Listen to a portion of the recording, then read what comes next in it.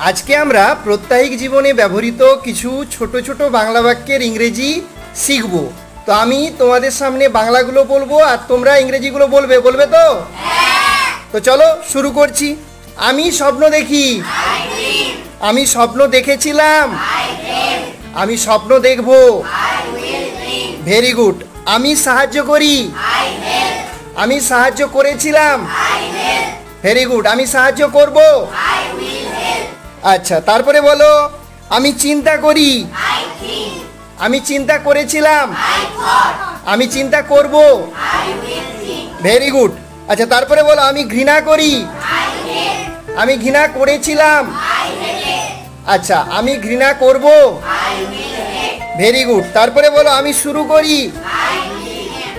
আমি শুরু করি। আরো একবার বলো আই বিগিন। I begin. আচ্ছা, আমি